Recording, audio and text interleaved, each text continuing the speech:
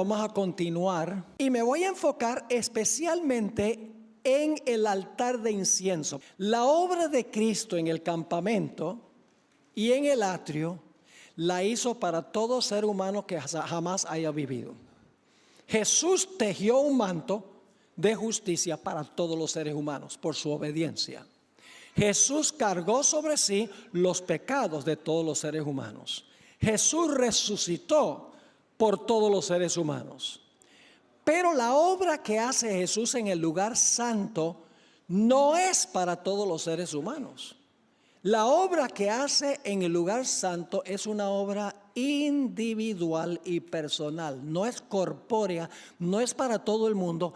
Es solamente para individuos o para personas. Ahora, ¿a qué me refiero?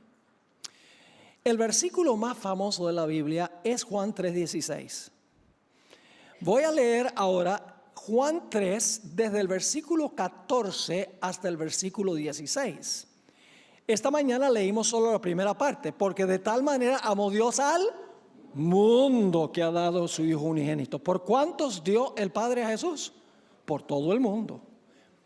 ¿Significa eso que se va a salvar todo el mundo? No, porque hay que leer todo el versículo. Vamos a empezar en el versículo 14.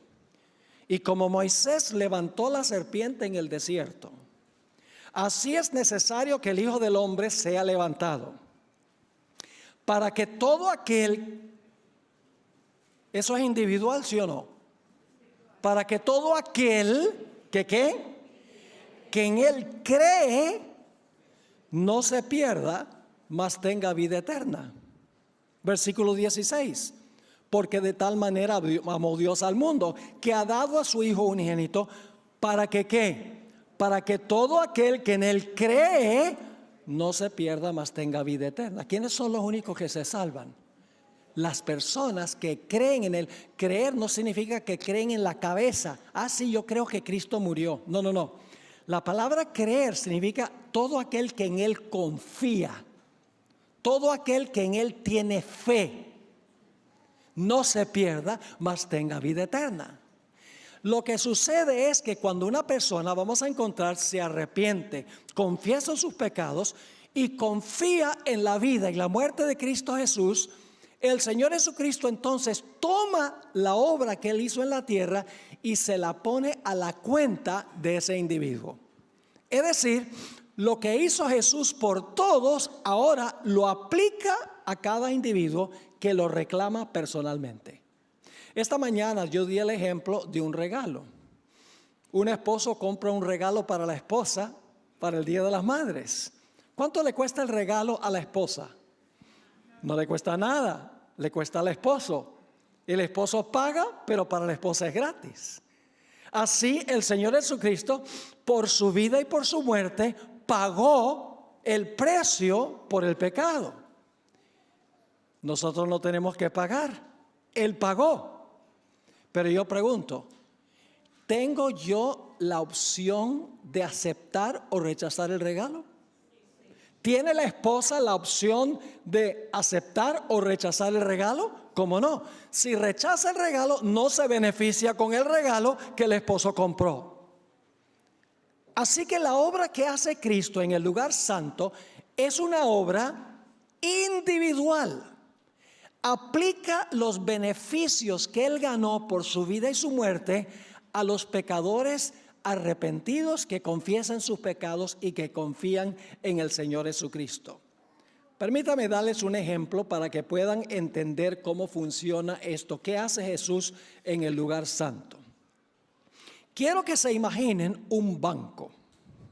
El dueño de ese banco es multicuatrillonario. Tiene suficiente capital para pagar todas las deudas de todos los seres humanos en todo el planeta Tierra. Tiene suficiente dinero en ese banco para pagar la hipoteca, las tarjetas de crédito, los préstamos educativos, las tarjetas de almacenes por departamento, la cuota del carro. Tiene suficiente capital en el banco para pagar todas las deudas de todos los seres humanos. Pero ¿de qué vale que esté el capital en el banco si nadie sabe que el capital está disponible? Así que el dueño del banco dice: ay, me da tanto pesar ver a todos esos seres humanos deprimidos y tristes y todo el tiempo preocupándose porque no tienen con qué pagar sus deudas. Yo voy a ser generoso y misericordioso, voy a pagar todas sus deudas. Pero ellos necesitan saber que el capital está disponible, así que el dueño del banco usa todos los medios para esparcir el mensaje. Usa palabras de boca, televisión, radio, internet, teléfono, la prensa, Facebook, Twitter, WhatsApp. Todos los medios para decir: hay un banco con suficiente capital para cancelar las deudas de todos los seres humanos. ¿Cuán larga creen ustedes que sería la cola? Yo creo que le daría varias vueltas al mundo. Pero el dueño del banco pone ciertas condiciones. En primer lugar, él dice: la persona tiene que venir al banco personalmente a reclamar el capital. Tiene que arrepentirse de haberse endeudado, confesar que hizo mal y confiar de que yo estoy dispuesto de saldar su deuda. Debe creer que yo tengo la capacidad de saldar su deuda.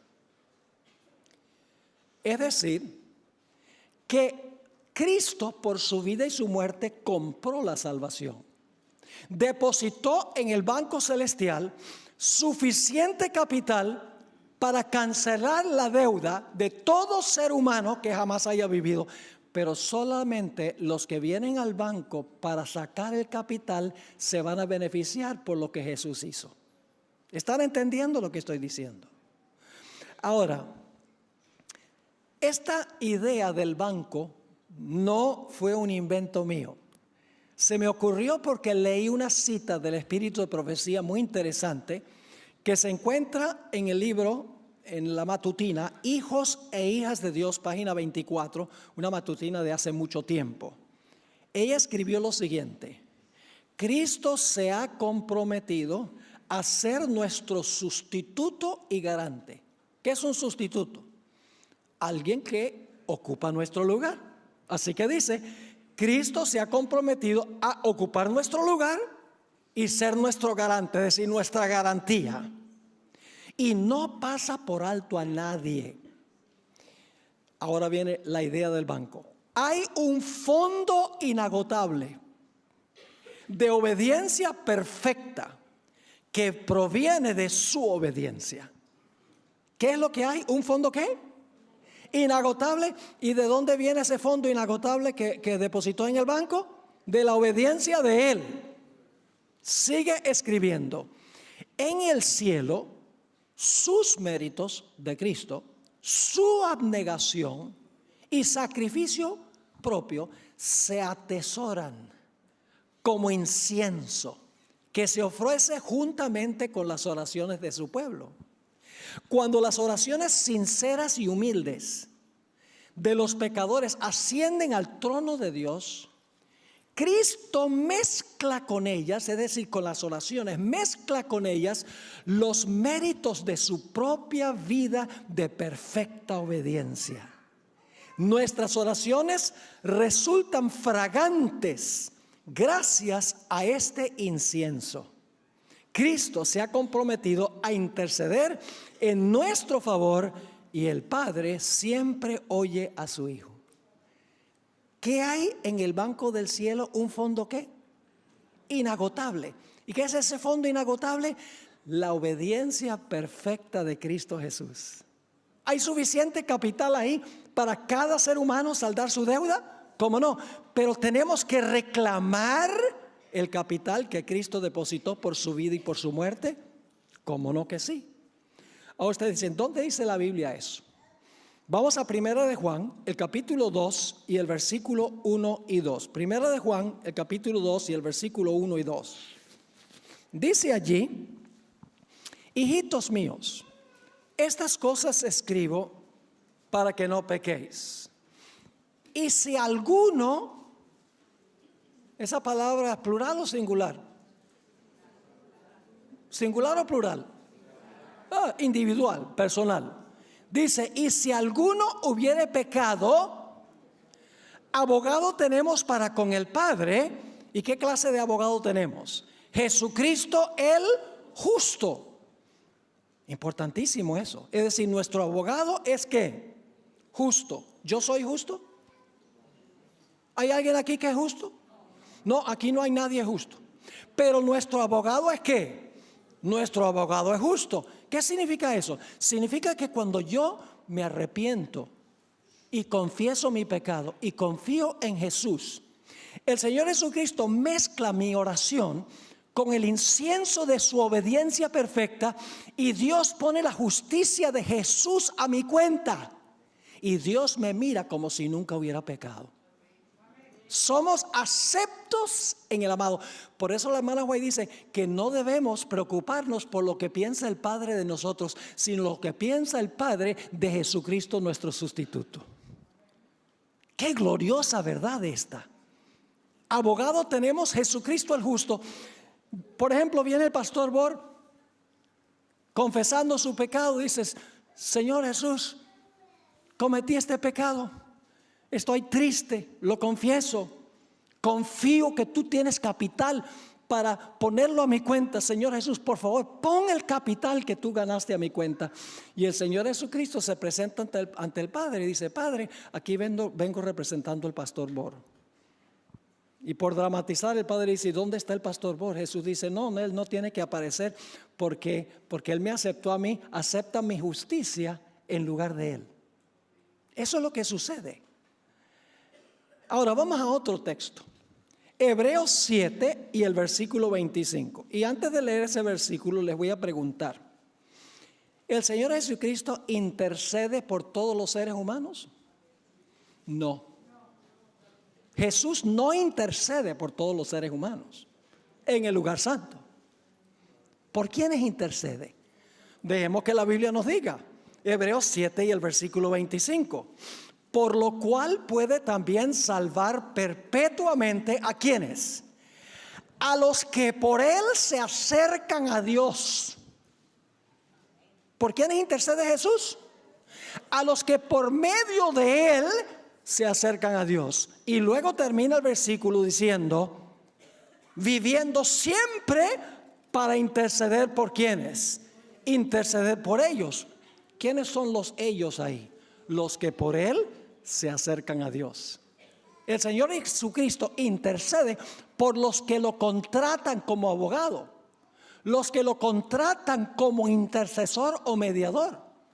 Es decir, la obra que hace Jesús en el lugar santo es individual. La obra que hizo en la tierra es corpórea para todos, pero en el lugar santo Jesús aplica lo que él ganó, lo que él pagó, lo aplica a individuos que se arrepienten y vienen al Señor Jesucristo. Ahora, otra pregunta que les hago. ¿El Señor Jesucristo perdonó todos los pecados cuando murió en la cruz? No. Y yo quiero decirles, aún los adventistas en estas cosas muchas veces están confundidos, porque no comprendemos el santuario. Ustedes se sorprenderían de la cantidad de veces que yo predico en diferentes sitios este sermón. Y pregunto, ¿perdonó Cristo todos los pecados en la cruz? Y enseguida hay un retumbante, sí. Pero Jesús no perdonó todos los pecados de los pecadores en la cruz. En la cruz el Señor Jesucristo pagó, compró la salvación para todos, pero no perdonó los pecados de todos. Y usted dice, ¿dónde enseña la Biblia eso? Bueno, dejamos que la Biblia hable. Vamos al libro de Hechos 2 y el versículo 38. El apóstol Pedro acaba de predicar un tremendo sermón en el día del Pentecostés.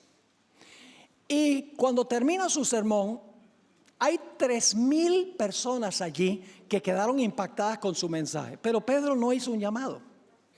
Pero esos 3,000 vinieron a donde Pedro y le dijeron, Pedro, tremendo sermón que predicaste, que Cristo se fue al cielo, ahora está en el cielo y comenzó su obra intercesora. ¿Qué tenemos que hacer?, preguntaron ellos. Esto está ocurriendo 50 días después de la resurrección de Cristo.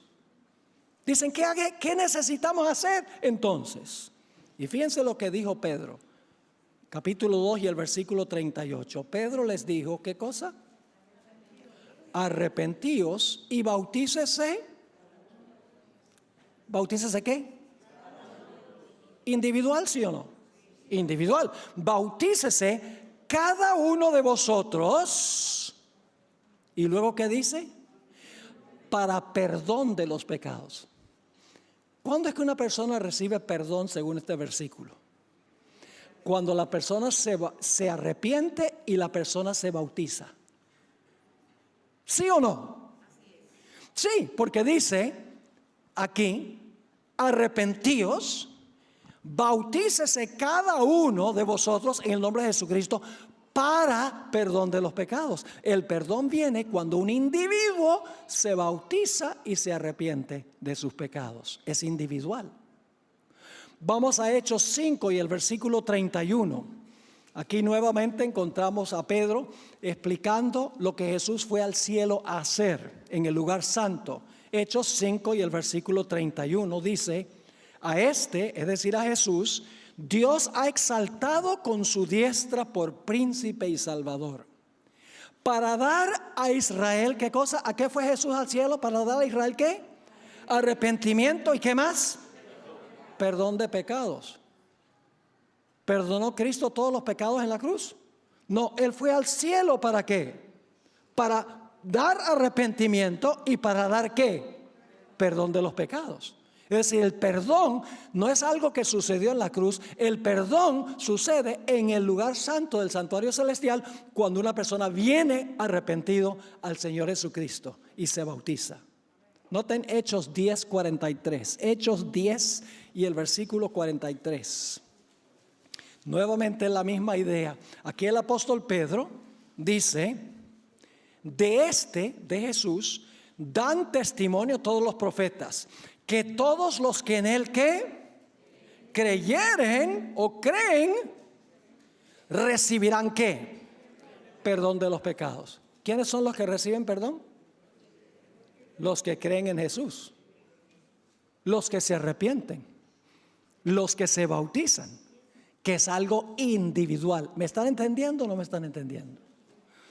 Ahora, ustedes conocen ese texto muy famoso de 1 Juan 1:9. Usa el sí condicional. Nos dice cuándo es que Dios perdona el pecado.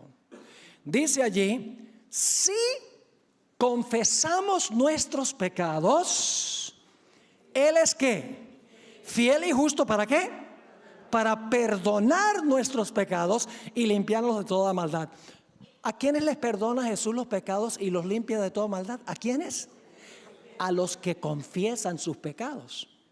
Es decir, el arrepentimiento, la confesión y la fe o el creer en Jesús y el bautizarse trae la salvación o el perdón a individuos que reclaman a Jesús como su mediador, su abogado, su intercesor. Proverbios 28:13 dice, el que encubre sus pecados no prosperará, mas el que los ¿qué? El que los confiesa y se aparta alcanzará ¿qué? Misericordia. ¿Quiénes son los que alcanzan misericordia? ¿Los que qué? Los que confiesan sus pecados y los que se apartan. Elena White concuerda con lo que dice la Biblia. Voy a leerles una cita que encontramos en el libro, lindo libro, Fe y Obras, es un libro pequeño, página 110. Escuchen lo que escribió la hermana White. Es la justicia de Cristo lo que hace que el pecador penitente. ¿Qué clase de pecador? ¿Qué es un pecador penitente? No es un individuo que sube de rodillas a Montserrat.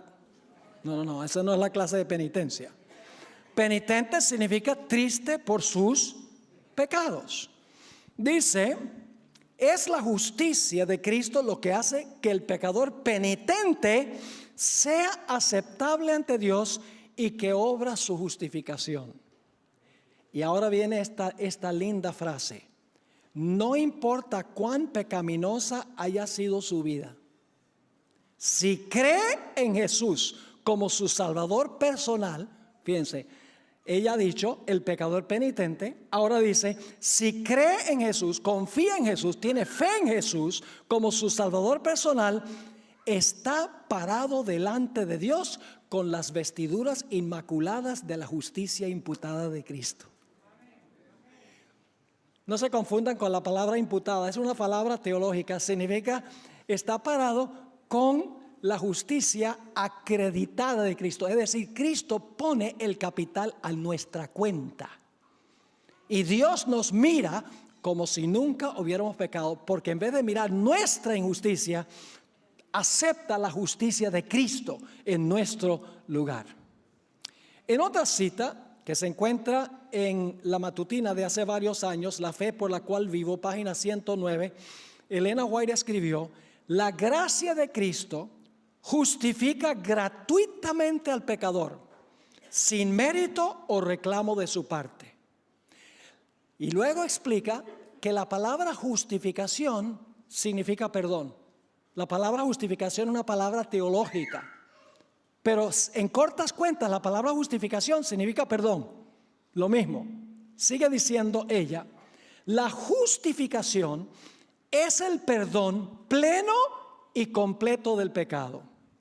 El mismo instante en que el pecador acepta a Cristo por fe, recibe el perdón. Se le imputa la justicia de Cristo, es decir, se le pone a su cuenta la justicia de Cristo y ya no debe dudar en cuanto a la gracia perdonadora de Dios. ¿Están entendiendo lo que ha estado haciendo Jesús en el cielo desde que se fue allá? ¿Qué está haciendo? Sirviendo como mediador, intercesor y abogado para todo el mundo. No. ¿Para quiénes? Para los que se arrepienten, confiesan sus pecados, tienen fe en Jesús y se bautizan, sepultando sus pecados, resucitando a una vida completamente nueva. Ahora, hay una historia que contó Jesús que ilustra esto de una forma hermosa. La historia del hijo pródigo. Vamos a repasar brevemente esa historia, el hijo pródigo. Era un joven egoísta. Estaba cansado de las restricciones del hogar, según explica la hermana White en el libro Palabras de Vida del Gran Maestro. Dice, no, muchas reglas, muchos requisitos aquí en el hogar. Estoy fastidiado, mi padre es demasiado justiciero, quiero irme. Y le dice al papá, dame mi parte de la herencia que me voy a gozar la vida. Y el padre le dio su porción de la herencia y el joven se fue. Y por un tiempo disfrutó de los placeres del mundo. Créanme que por un tiempo el mundo es placentero, pero no dura mucho. Finalmente llega a ser un desastre.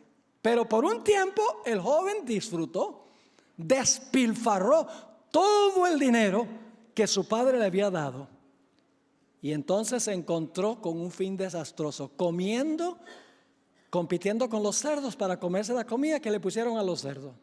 Y judío, que ni siquiera se les permitía tocar el cuerpo de un cerdo. Y ahí está, entre los cerdos. Y cuando está en el fondo del abismo, el muchacho ahora empieza a pensar en la casa y en papá. Saben que el arrepentimiento no es algo que se nos ocurre a nosotros. El arrepentimiento es un don de Dios. El apóstol Pablo dice en Romanos 2:4 que la bondad de Dios nos lleva al arrepentimiento. Y este joven ahora, en el abismo, se acuerda de su padre, de la bondad de su padre. Ay, qué bueno era estar en casa, tenía 3 comidas al día, tenía mi buena cama. Mi padre me trataba bien, yo pensaba que había muchas reglas, pero mi padre era un buen hombre. El padre lo está trayendo de regreso a la casa, está arrepentido y prepara ahora su discurso de confesión. Todos los elementos del plan de salvación están en esta historia. Y dice, ahora mi discurso, cuando vaya a la casa, le voy a decir a mi padre, he pecado contra el cielo y contra ti, no soy digno de ser llamado tu hijo.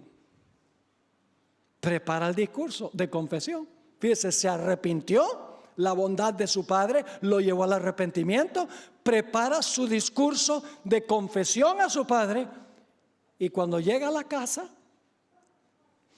el padre lo ve de lejos, y entonces cuando el padre lo ve, sale corriendo y se para y le dice: sinvergüenza, despilfarrador, ven a la casa, te voy a poner a prueba. Si te portas bien por 6 meses, te vuelvo a recibir. No. El joven no podía hacer nada para ganar el favor del padre. El padre lo amaba. Y el padre ahora abre los brazos, abraza a su hijo. ¿Y qué hace luego el padre? El padre toma su manto y lo coloca sobre el hijo pródigo. ¿Qué representa el manto? La justicia de Cristo. ¿Cuándo es que ese joven recibió la justicia de Cristo? Fue cuando se arrepintió y confesó su pecado. En ese momento su padre lo aceptó de regreso y lo miró como si nunca se hubiera ido de su casa. Cuando Jesús dijo consumado es en la cruz del Calvario, yo pregunto, ¿había hecho perfecta provisión para salvar a todo ser humano, sí o no? ¿Había vivido una vida perfecta, tejido un manto perfecto? Sí. ¿Había pagado para comprar el regalo de la salvación para todo ser humano? Sí. ¿Pero a qué fue al cielo? Al cielo fue para aplicar a individuos los beneficios que él había ganado por su vida y por su muerte. Fíjense qué equilibrada es la hermana White, porque hay cita de la hermana White donde dice que cuando Jesús dijo consumado es, la expiación terminó. Pero luego tiene citas a donde dice que Jesús continúa una obra expiatoria en el cielo. En cortas cuentas, Cristo terminó la obra de expiación como provisión en la cruz, pero no concluyó la aplicación de la expiación a individuos, sino hasta que fue al santuario celestial. Fíjense esta cita de la hermana White, Conflicto de los Siglos, página 479. Dice allí: la intercesión de Cristo por el hombre en el santuario celestial es tan esencial para el plan de salvación como lo fue su muerte en la cruz. Si yo le preguntara qué es más importante, la intercesión de Cristo o su muerte en la cruz, ¿qué dirían? Pues si muere en la cruz, pero luego no aplico los beneficios de lo que Él hizo en la cruz a individuos que vienen a Él, ¿de qué vale? Nadie se va a salvar igual. Así que dice, la intercesión de Cristo por el hombre en el santuario celestial es tan esencial para el plan de la salvación como fue su muerte en la cruz. Ahora escuchen, con su muerte comenzó la obra que después de su resurrección fue a completar al cielo. ¿Qué hizo en la cruz? Comenzó su obra, que fue ¿a qué? A completar al cielo. Entonces, ¿cómo entendemos eso? Bueno, Jesús completó su obra como provisión en la cruz. Pero la aplicación individual de lo que Él hizo en la cruz, Él fue a completar eso en el cielo.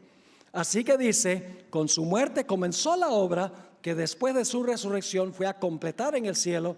Por la fe debemos entrar dentro del velo, es decir, debemos entrar allá dentro del velo donde entró por nosotros como precursor Jesús. ¿Les queda claro lo que Jesús hace en el lugar santo? Está recibiendo clientes. Está recibiendo las oraciones de los que están tristes por el pecado, de los que sinceramente confiesan su pecado. Y vienen a Jesús y dicen: Señor Jesús, soy un miserable pecador, pero yo creo que tú viviste y moriste en mi lugar.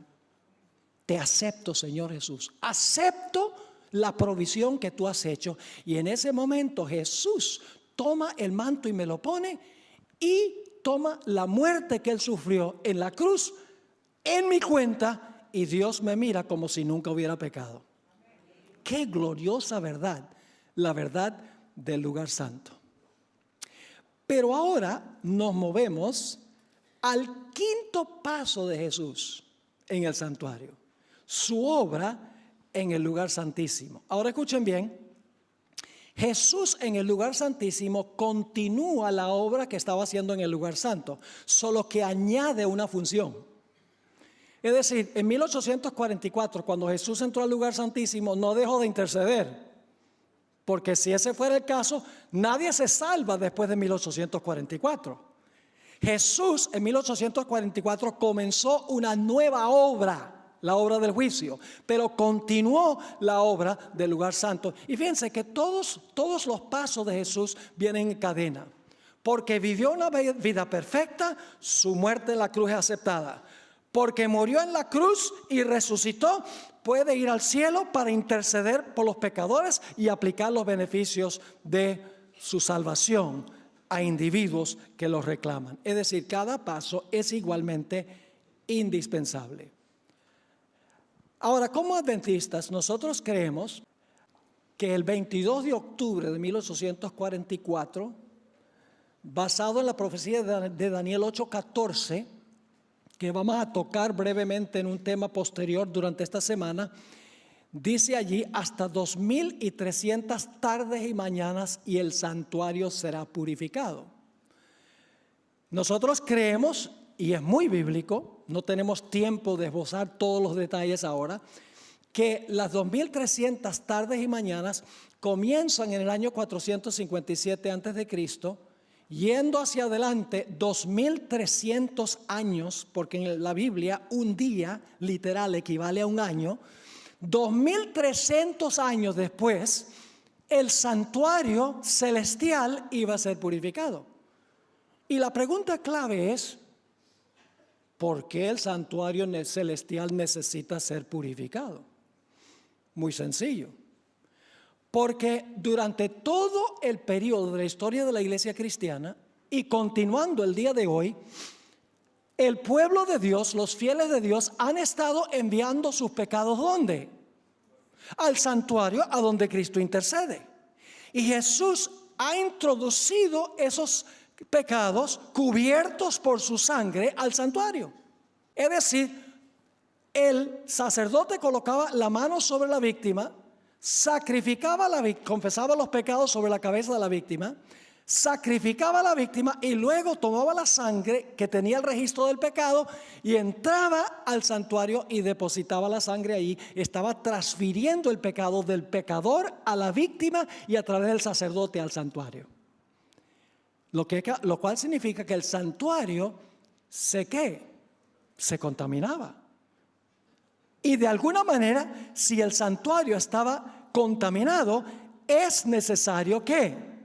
Es necesario purificar el santuario de todos los pecados que han entrado al santuario. Todos los pecados de aquellas personas que se han arrepentido, que han confesado su pecado, que han tenido fe en Jesús. El Señor Jesucristo toma las oraciones a través de su sangre, introduce los pecados al santuario, quedan registrados allí, perdonados, sí, cubiertos por la sangre de Cristo. No tenemos que perder sueño por eso. Con tal que entraron al santuario por medio de la sangre y están allá, no tenemos nada de qué preocuparnos. El problema ahora lo tiene Jesús, porque el santuario está contaminado. Así que nosotros creemos que una vez al año en Israel el sumo sacerdote purificaba el santuario del registro del pecado.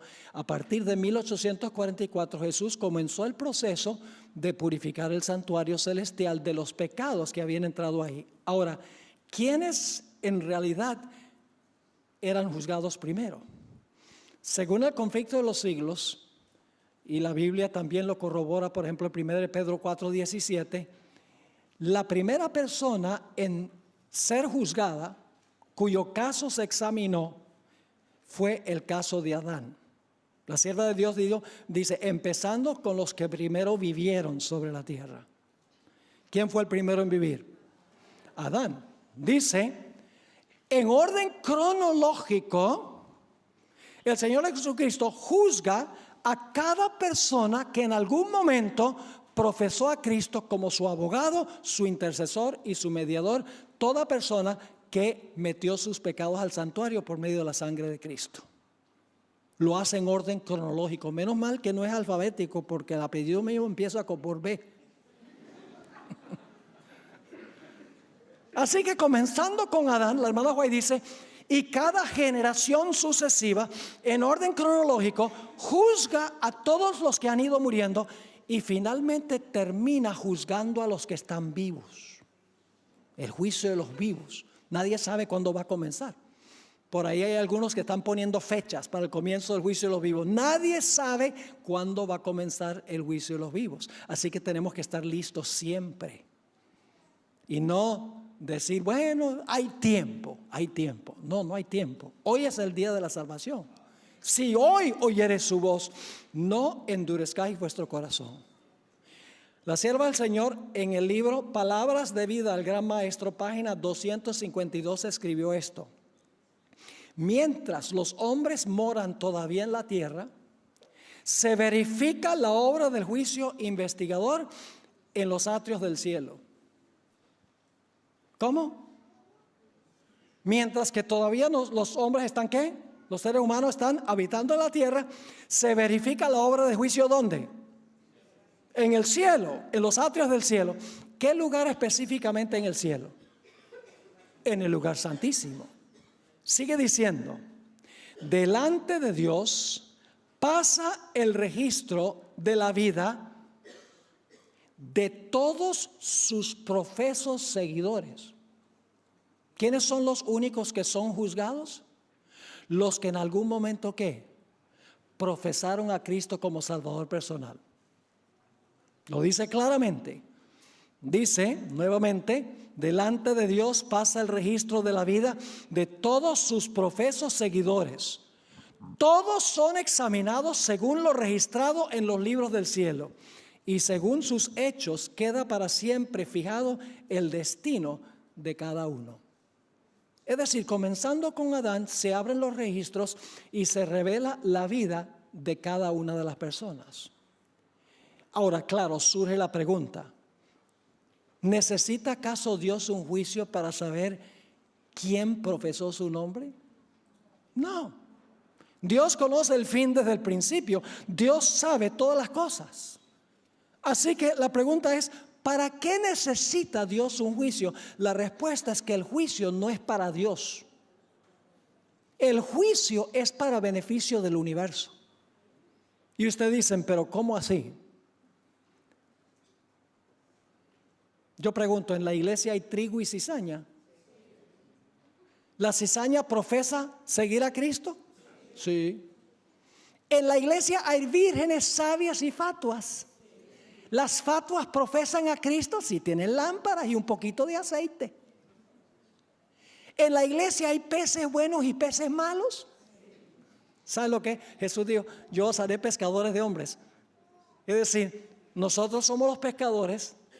La red es el evangelio. El tirar la red es la predicación. El barco es la iglesia. Y se meten los peces en la iglesia y luego se llevan a la playa y ahí se separan los peces buenos de los peces malos. Ese es el juicio. Porque no todos los que han entrado a la iglesia son verdaderos creyentes. Hay personas que tienen lágrimas de cocodrilo. Y ustedes conocen esa expresión por lo que veo. ¿Recuerdan ustedes esa parábola de Jesús en Mateo 22? A donde en la boda se hizo una invitación a la boda y entró un hombre que no estaba vestido con el manto de bodas. Cuando el rey salió, dice que se dio la invitación para que la gente viniera a la boda del hijo del padre y se llenó el salón de los huéspedes a la expectativa de la boda. Y entonces el rey sale, la Biblia dice para ver. Pero la palabra griega no es la palabra común para ver. La palabra griega es blepo, la más común. La palabra que se usa ahí es la palabra theaomai, que significa que el rey sale para escudriñar o examinar a los huéspedes. Y en el proceso de examinar a los huéspedes, de repente ve a uno que no tiene el manto. Yo pregunto, ¿esto está sucediendo después de la segunda venida de Jesús? Esta parábola está relatando algo que va a ocurrir después de la segunda venida. Es decir, todos los redimidos están en el cielo. Y entonces ahora sale el rey y dice, vamos a examinar los mantos para ver a quién debemos dejar entrar aquí. Y encuentra uno y dice, ¿cómo entraste tú? Devuélvete a la tierra. No. Lo que está relatando esto es el juicio celestial. El examen de la vida de cada uno para ver si la persona en realidad, genuinamente, recibió a Cristo Jesús como Salvador personal. Es decir, nuestros mantos se examinan en el cielo mientras todavía estamos viviendo ¿dónde? Mientras todavía estamos viviendo en la tierra. Yo pregunto, ¿hay cristianos que dicen Señor, Señor, que Jesús va a decir yo no los conozco a ustedes? Inclusive personas que echaron demonios, dieron profecías, hicieron milagros. Jesús va a decir, yo no los conozco a ustedes. Reclamaron el nombre de Jesús porque lo hacían en el nombre de Jesús. En la iglesia hay lobos vestidos de oveja. Oh, claro que sí hay. En la iglesia, aún entre los ministros, hay ministros que se disfrazan como ángeles de luz. El apóstol Pablo dice que sí. Hay personas que tienen la apariencia de piedad, pero en realidad no tienen piedad. Claro, entonces, ¿cuál es el propósito del juicio? El propósito del juicio es examinar a todos los que profesaron a Jesús para demostrarle al universo quién en verdad se arrepintió, en verdad confesó sus pecados y en verdad confió en Jesús. ¿Qué es lo que demuestra que nosotros en realidad tuvimos fe en Jesús y estábamos arrepentidos o tristes del pecado? Lo que demuestra que nuestra conversión fue genuina es la vida que nosotros vivimos después de aceptar a Cristo como Salvador. Por eso la Biblia dice, escuchen bien, la Biblia dice que somos salvos por gracia a través de la fe, pero la Biblia dice que seremos juzgados por obras, porque las obras nuestras demuestran si nuestra fe fue genuina o no. Lean nada más Hebreos 11. En Hebreos 11 los héroes de la fe todos están haciendo algo. Por la fe Noé construyó un arca en tierra seca. Por la fe Moisés salió de Egipto. Por la fe Moisés sufrió con el pueblo de Dios en el desierto. Por la fe Abel ofreció mejor sacrificio. Inclusive, escúcheme bien, Dios le dijo a Abraham cuando tenía 100 años, le dijo, vas a tener un hijo. Y Sara tenía 90 años, imagínense ustedes. Abraham podría haber dicho, Señor, haz el milagro. Pero Abraham tuvo que tener relaciones sexuales con Sara. Tuvo que demostrar que creyó a Dios. Todos los héroes de Hebreos 11 se muestra su fe por sus obras. Porque el que dice que tiene fe y no tiene obras, la fe sin obras no puede ¿qué? Salvar. Escuchen bien. No somos salvos por fe sola, ni somos salvos por obras solas, ni somos salvos por fe más obras, sino por una fe que obra. Porque la única fe que es genuina es la fe que obra y cambia la vida. Es decir, el propósito del juicio es examinar el registro de la vida para ver si la vida demuestra que la persona que profesó a Jesús en verdad era un creyente en Jesús. ¿Están entendiendo este punto? Ahora, la sierva de Dios escribió en El conflicto de los siglos, página 455 y 456, una reforma en la vida es la única prueba de un verdadero arrepentimiento. ¿Cómo? ¿Cuál es la única prueba genuina de un verdadero arrepentimiento? Imaginémonos un esposo que le pega a la esposa. Un esposo que le pega a la esposa. Y después de pegarle un día a la esposa, dice, ay, mi hija, perdóname, perdóname. Y a la media hora la esté pegando otra vez. Uno tiene razón para cuestionar su arrepentimiento, de que verdad está triste por lo que ha hecho. Porque las obras demuestran si nuestra relación con Cristo es genuina. La sierva de Dios, una reforma en la vida, es la única prueba de un verdadero arrepentimiento. Y luego habla de los que verdaderamente se convirtieron. Dice, amaban lo que antes aborrecían y aborrecían lo que antes amaban. Los orgullosos y tercos se volvían mansos y humildes de corazón. Los vanidosos y arrogantes se volvían serios y discretos. Los profanos se volvían piadosos, los borrachos sobrios y los corrompidos puros. Las vanas costumbres del mundo eran puestas a un lado. Los cristianos no, ahora escuchen bien, los cristianos no buscaban el adorno exterior del rizado de los cabellos, del ataviarse con joyas de oro o el de la compostura de los vestidos, sino el oculto del corazón, que consiste en la incorrupción de un espíritu manso y tranquilo. Esa es la hermosura en la presencia de Dios.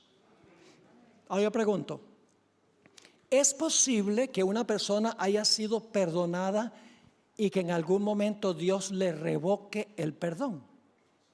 Sí, Señor. Y ustedes dicen, ¿eso lo enseña la Biblia? Sí, lo enseña. Yo no digo nada que no esté en la Biblia. Cuando doy mi opinión, les voy a decir que esta es mi opinión. Pero la Biblia enseña eso. ¿Recuerdan la historia de los dos deudores? Había un deudor que le debía a su señor 10,000 talentos. Una cantidad enorme que no podía pagar. Le había desfalcado el dinero a su señor. Y el señor lo llamó a cuentas. Diga, tráigame ese reo acá. Le dice, págame todo lo que me robaste. Y este individuo dice, forma la llorona. Ay, perdóname, por favor, dame tiempo que yo te lo pago. Y el Señor dice, ¿qué me vas a pagar? Ni qué pan caliente, si no tienes ni siquiera donde caerte muerto. Estoy agregándole la historia, ¿no? Y sigue clamando y llorando, por favor, dame tiempo. Y cuando el Señor ve que está clamando y llorando, le dice, mira, yo voy a hacer algo mejor. Te perdono toda la deuda. Se le abren los ojos grandes. ¿Qué? ¿Gratis? Sí, porque clamaste a mí y pediste misericordia. Perdonado. ¡Wow! Ese hombre sale saltando en una pata. Emocionado porque ha sido perdonado una deuda que nunca podía pagar. Y cuando sale por la puerta se encuentra a un pobre miserable que le debe 100 denarios. El equivalente de 100 días de trabajo. Una deuda que se podía pagar aunque fuera en cuotas. Y le dice, págame lo que me debes. Y este individuo hace lo mismo que había hecho él. Le dice, ay, por favor, dame tiempo y yo te voy a pagar. Dice, ¿qué tiempo? Y lo agarró por el cuello y lo estaba ahorcando. Pues resulta que los siervos del Señor, que representan a los ángeles, que anotan nuestras obras, fueron a donde el Señor y le dijeron, ¿sabes lo que hizo ese reo a quien le perdonaste una deuda que no podía pagar? Se consiguió a otro pobre allá y lo estaba ahorcando para pagarle una deuda que sí se podía pagar. Y entonces el Señor le dice, tráigame ese carácter acá. Y le dice, ¿acaso yo no te perdoné tu deuda grande porque clamaste a mí? Tú también deberías haber perdonado a tu semejante. ¿Qué nos dice esta historia? Y dice la historia que le revocó el perdón. Le eliminó el perdón que le había dado. ¿Por qué razón? Porque este hombre, escuchen bien, este hombre que había sido perdonado una deuda que no podía pagar, tenía lágrimas de cocodrilo. Es decir, su lloro ante el Señor no era porque estaba triste por haber desfalcado el dinero, sino porque temía el castigo de que lo iban a mandar a la cárcel y le iban a confiscar todo lo que tenía. Es decir, él se arrepintió de las consecuencias de su pecado y no del pecado mismo. El falso arrepentimiento se arrepiente de las consecuencias del pecado. El verdadero arrepentimiento se arrepiente del pecado. Es como Adán y Eva en el huerto del Edén. ¿Sabe que recién ellos pecaron? Ellos no estaban arrepentidos. La mayor señal de que una persona no está en verdad arrepentida es una palabrita de 4 letras, pero. Cuando Dios viene a Adán le dice, ¿qué has hecho? La mujer que me diste. Sí, yo pequé, lo admito, pero fue la mujer que me diste. Y cuando viene la mujer le dice, ¿qué has hecho? La serpiente que tú hiciste. No estaban arrepentidos. ¿Sabe cuándo se arrepintieron? Cuando Adán tuvo que sacrificar el primer animal. En un mundo donde no había muerte. Tuvo que levantar su propia mano para degollar a un animal puro e inocente. Y Dios le dijo, eso representa a tu creador. Por tu pecado. Él va a ir a la tierra y va a sufrir lo que ese cordero sufrió. ¿Creen ustedes ahora que Adán miraba el pecado desde una perspectiva distinta? Sí, porque entendió las consecuencias de su pecado. Hermanos y hermanas, nuestros pecados crucificaron a Jesús. Lean los evangelios, los últimos días de Jesús en la tierra. Escúchenlo en el Getsemaní diciendo, Dios mío, ¿por qué me has desamparado en la cruz y en el huerto de Getsemaní? Si puede pasar esta copa de mí, que sea así, pero no sea hecha mi voluntad, sino la tuya. Sudando grandes gotas de sangre, con gemidos a su Padre, porque estaba cargando el pecado. Así de terrible es el pecado. La forma de vencer el pecado no es mirando la ley, sino mirando lo que el pecado le costó a Jesús. Entonces nuestro arrepentimiento será verdadero y será genuino. Así que, ¿qué sucede en el juicio, en el lugar santísimo? En el lugar santísimo se examinan los casos de todos los que profesaron a Jesús. Pero hay muchos en esa lista que recibieron el perdón, pero no estaban verdaderamente arrepentidos cuando se examinan los registros. Ahora, ¿por qué tiene que hacerse este juicio antes de la segunda venida en el cielo? Es muy sencillo. Porque cuando Jesús venga, Él se va a llevar a los fieles, pero no se puede llevar a los fieles sin antes demostrar en el juicio quiénes son los fieles. ¿Me están entendiendo? Cristo viene a buscar a los que fueron fieles, que en el juicio se demostró que en verdad estaban arrepentidos. Es decir, Él tiene que mostrarle al universo a quienes tiene derecho de llevar al cielo. Y cuando ya haya examinado todos los seres humanos que profesaron el nombre de Jesús, tanto los que murieron como los vivos, inmediatamente antes de cerrarse la puerta de la gracia, el Señor Jesucristo vendrá a reclamar a sus fieles. Es decir, el Señor Jesucristo sacará todos los pecados de los penitentes y los colocará, este es el siguiente paso, sobre la cabeza del macho cabrío Azazel. Es decir, el pecado que entró al santuario, ahora es sacado del santuario, el santuario es purificado y ahora todos los pecados de los penitentes son colocados sobre la cabeza del macho cabrío Azazel. ¿Y a quién representa Azazel? Representa a Satanás. Ahora, ¿dónde estaba Azazel cuando el sumo sacerdote colocaba las 2 manos sobre su cabeza y confesaba todos los pecados, las rebeliones que habían entrado al santuario? ¿A dónde estaba el macho cabrío cuando se hacía eso? Vayan conmigo a Levítico 16 y el versículo 7. Levítico 16 y el versículo 7. Dice allí lo siguiente: después tomará los 2 machos cabríos y los presentará delante de Jehová. ¿A dónde? A la puerta del tabernáculo de reunión. ¿Dónde sería eso? En el atrio. ¿Saben que el atrio representa la tierra? En el cielo no hay atrio en el santuario, porque lo que representaba el atrio lo hizo Cristo acá. ¿A dónde vivió Jesús su vida perfecta? En la tierra. ¿A dónde sufrió por el pecado? En la tierra. ¿A dónde resucitó? En la tierra. El atrio representa la obra terrenal de Jesús. Así que si Azazel está a la entrada del tabernáculo, ¿dónde está Satanás cuando se le colocan los pecados encima que fueron purificados del santuario? Está en el atrio, en la tierra. ¿A dónde se cumple esta ceremonia? Si ustedes leen el libro de Levítico, van a encontrar que esta ceremonia era muy interesante, porque después de colocar los pecados sobre la cabeza del macho cabrío, dicho sea de paso, el macho cabrío no perdona los pecados del pueblo. Ya los pecados habían sido perdonados por la sangre cuando entraron al santuario. El macho cabrío lo que sufre es la retribución final por el pecado, porque fue el que originó el pecado y el que perpetuó el pecado e instigó a la gente a pecar.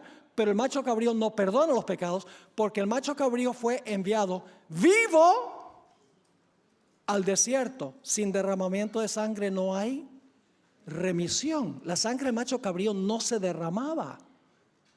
Es el derramamiento de la sangre del macho cabrío del Señor lo que perdonó los pecados. Satanás no perdona los pecados, pero recibe la retribución final por todos los pecados de las personas que realmente reclamaron a Jesús como su Salvador personal. Quiero leer de Levítico 16, 20 al 22, donde describe lo que ocurría en el día de expiación. Cuando hubiere acabado de expiar el santuario y el tabernáculo de reunión y el altar. Fíjense que ya el servicio de salvación ha terminado cuando va a ocurrir lo de Azazel. Dice, cuando hubiere acabado de expiar el santuario y el tabernáculo de reunión y el altar, hará traer el macho cabrío vivo. Y pondrá a Aarón, escuchen bien, pondrá a Aarón sus dos manos sobre la cabeza del macho cabrío vivo. ¿Y qué va a hacer? Y confesará sobre él todas las iniquidades de los hijos de Israel, todas sus rebeliones y todos sus pecados, poniéndolos así sobre la cabeza del macho cabrío, y lo enviará ¿a dónde? Al desierto, por mano de un hombre destinado para esto. ¿Y qué característica iba a tener el desierto? Versículo 22, y aquel macho cabrío llevará sobre sí todas las iniquidades de ellos a tierra ¿qué? Inhabitada, y dejará ir el macho cabrío por el desierto. Yo pregunto, cuando el Señor Jesucristo regrese a este mundo, ¿en qué condición va a quedar el mundo? Jeremías dice, miré la tierra y estaba desordenada y vacía, y los cielos, y en ellos no había luz. Es decir, este mundo se va a volver un vasto desierto. ¿Cuántos habitantes habrá en el planeta durante los 1000 años? Nadie. Todos murieron. ¿Y dónde va a estar Satanás durante los 1000 años? Como Azazel, va a estar en un desierto, en tierra no habitada, por 1000 años. Y claro, después de los 1000 años, ahora no tengo tiempo para entrar en esto, pero después de los 1000 años, el Señor Jesucristo va a juzgar a los impíos fuera de la santa ciudad. Les va a abrir los registros y les va a mostrar por qué se perdieron. Satanás va a ver el lóbrego registro de su vida. Todos los impíos que están fuera de la ciudad van a ver la historia de su vida completa en una visión panorámica por encima de la ciudad. Y después que se muestra la vida de cada persona que no aceptó en verdad a Jesús, todos, Satanás, sus ángeles y los impíos, se van a inclinar y van a decir, justos y verdaderos son tus caminos, oh Jehová. Finalmente el universo estará en armonía, porque el universo va a decir, Dios tiene razón, Satanás está equivocado. Y muchas veces cuando yo escucho hablar sobre esto, la gente cree que los impíos van a morir atacando a la santa ciudad. Los impíos nunca atacan la ciudad.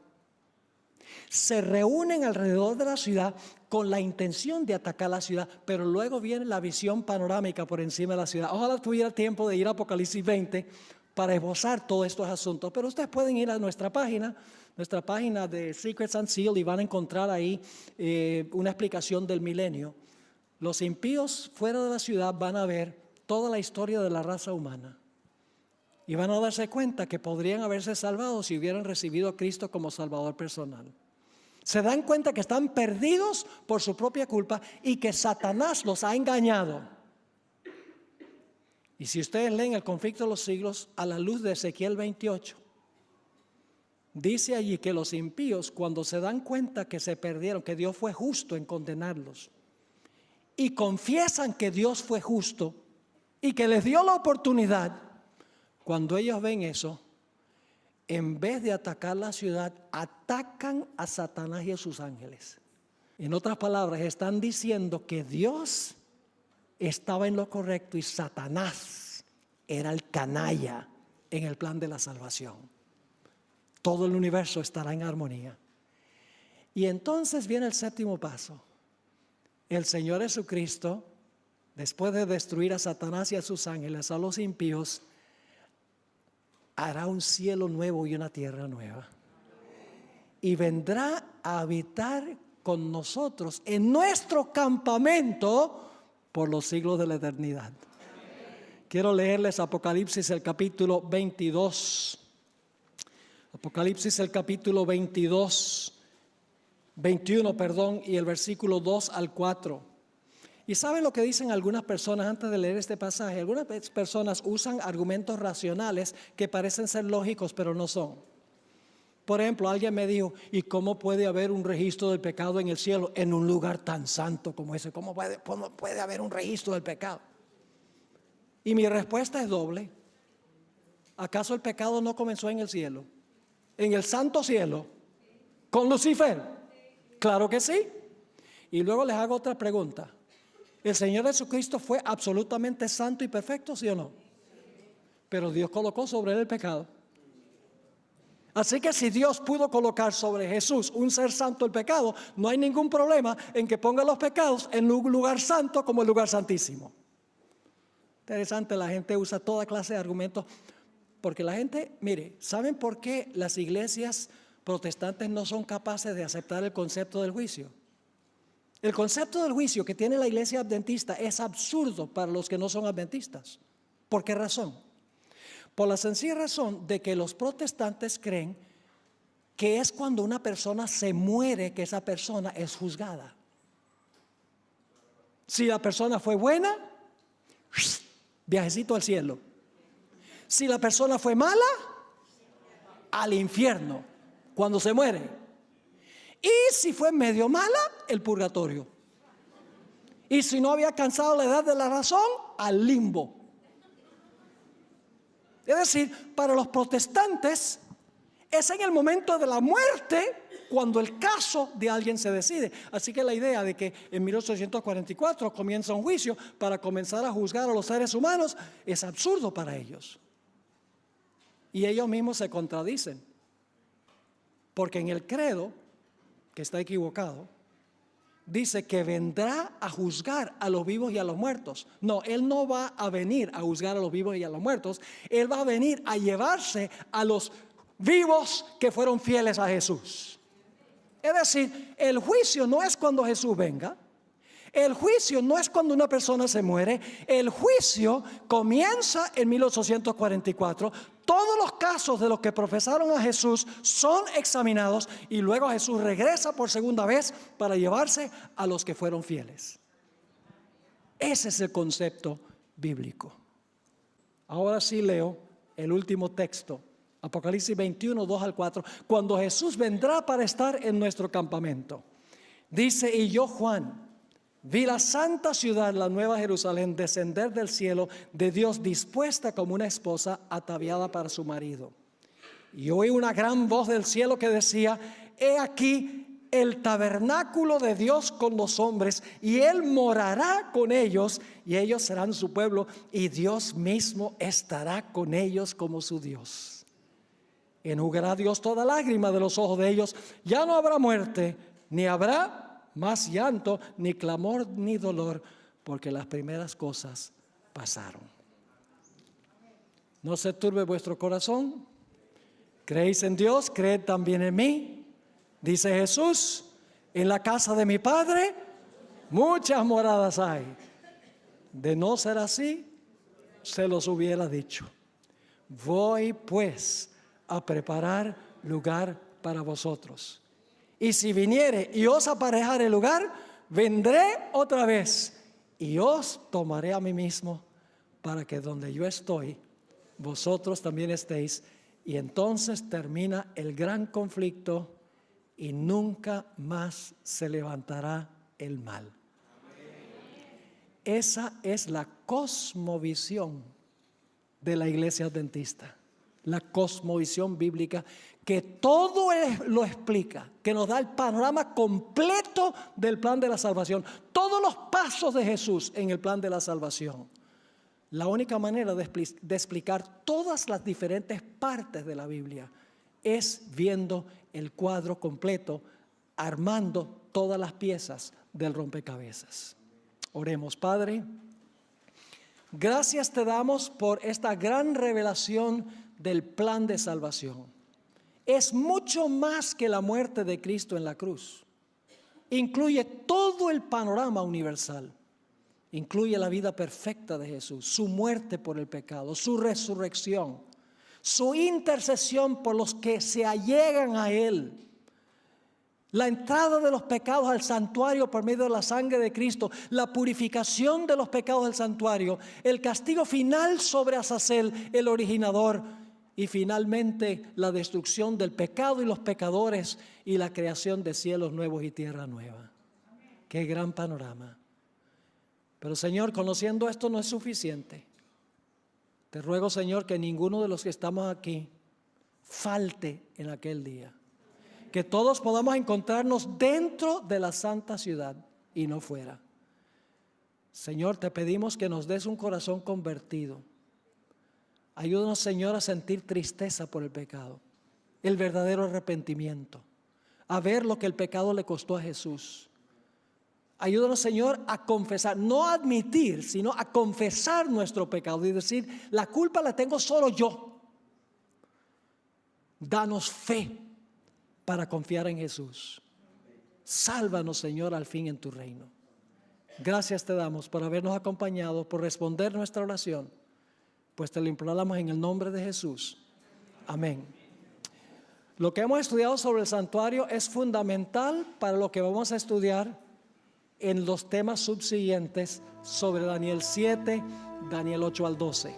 Así que la cosmovisión que hemos estudiado, guárdenla allí en su mente, porque vamos a volver a eso cuando estudiemos el libro de Daniel.